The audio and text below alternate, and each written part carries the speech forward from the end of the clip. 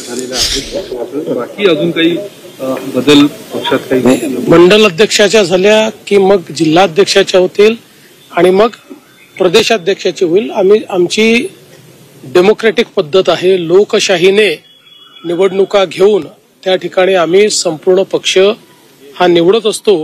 हे केवळ भारतीय जनता पक्षामध्ये होतं, त्यामुळे ही प्रक्रिया चाललेली अतिशय चांगल्या प्रकारे चालली आहे. सर, राज्यात बऱ्याच ठिकाणी पाणी टंचाईचं संकट पाहायला मिळत आहे, यावर राज्य सरकारकडनं काही मुळातच आपल्याला कल्पना आहे की एप्रिल आणि मे या 2 महिन्यामध्ये राज्याच्या काही भागांमध्ये पाण्याची टंचाई निर्माण होते. विशेषतः जिथे पाण्याचे स्रोत स्वतंत्र नाहीत अशा ठिकाणी ही टंचाई जास्त असते. आपण याकरता जिल्हाधिकाऱ्यांना प्राधिकृत करतो. जिल्हाधिकाऱ्यांनी टंचाईच्या संदर्भात मॅपिंग करून ज्या भागामध्ये टंचाई सातत्याने जाणवते तिथे वेगवेगळ्या स्रोतातनं पाणी गेलं पाहिजे व्यवस्था करायची असते.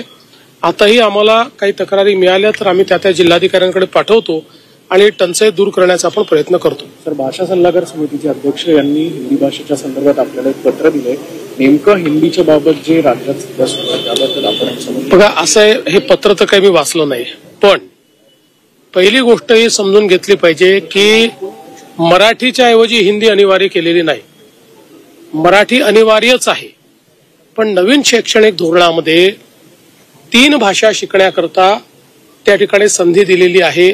3 भाषा शिकणं अनिवार्य आहे आणि या 3 भाषांपैकी 2 भाषा या भारतीयच असल्या पाहिजेत अशा प्रकारचा नियम आहे. त्यामुळे 2 भारतीय भाषांमध्ये एक तर मराठी आपल्याकडे कंपल्सरी आपण केलेली आहे. दुसरी भाषा कोणती, तर ती कुठली भाषा घेतली मराठी तर ती कुठली भाषा घेतली भारतातली तर ती हिंदी घ्यावी लागेल, ना तर तमिळ घ्यावी लागेल, ना तर मल्याळम घ्यावी लागेल, ना तर गुजराती घ्यावी लागेल, ना तर अजून कुठली तरी घ्यावी लागेल. याच्या बाहेरची तर तुम्हाला घेता येणार नाही.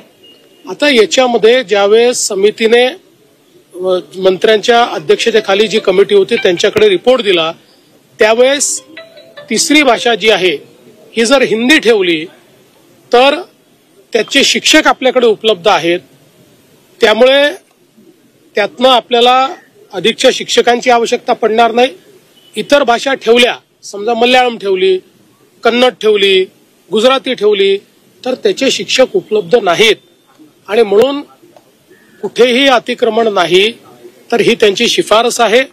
आमचं तर मत आहे आणि या संदर्भात आम्ही निर्णय देखील घेणार आहोत की कोणाला हिंदीच्या व्यतिरिक्त तिसरी भाषा जर शिकायची असेल तर ती शिकायची मुभा आम्ही पूर्णपणे देऊ, कारण तशी मुभा ही नवीन शैक्षणिक धोरणाने दिलेलीच आहे. मात्र किमान 20 स्टुडंट जर असले तर त्याला वेगळा शिक्षक देता येईल. 20च्या खाली स्टुडंट्स असले, विद्यार्थी असले तर मात्र ऑनलाईन किंवा कुठल्या तरी वेगळ्या पद्धतीनं ती आपल्याला शिकवावी लागेल. विशेषतः आपल्याला माहिती आहे की आपल्या बॉर्डरच्या एरियामध्ये जे आपले सीमावर्ती भाग आहेत या भागांमध्ये अनेक वेळा अशा प्रकारचे शिक्षकही उपलब्ध असतात आणि अशा प्रकारची द्विभाषा पद्धत देखील त्या ठिकाणी असते. अशा ठिकाणी वेगळा निर्णय घेता येईल, पण कुठेतरी हिंदी लादण्याचा प्रयत्न होतोय हे म्हणणं चुकीचं आहे. आणि महाराष्ट्रामध्ये मराठीचीच सक्ती असणार आहे, इतर कुठलीही सक्ती नाही. मला एका गोष्टीचं सातत्याने आश्चर्य वाटतं की हिंदी सारख्या भारतीय भाषेला आपण विरोध करतो आणि इंग्रजीचे मात्र गोडवे गातो, इंग्रजी खांद्यावर घेऊन मिरवतो.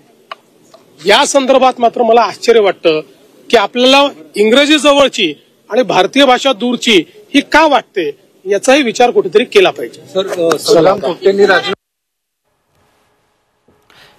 तर हिंदी ही भारतीय भाषा आहे, त्यामुळे त्याला विरोध होण्यामागे आपल्याला आश्चर्य वाटत असल्याचं मुख्यमंत्री देवेंद्र फडणवीस यांनी म्हटलेलं आहे. हिंदी भाषेचे शिक्षक आपल्याकडे उपलब्ध आहेत, महाराष्ट्रामध्ये फक्त मराठीचीच सक्ती असल्याचं देवेंद्र फडणवीस यांनी म्हटलेलं आहे.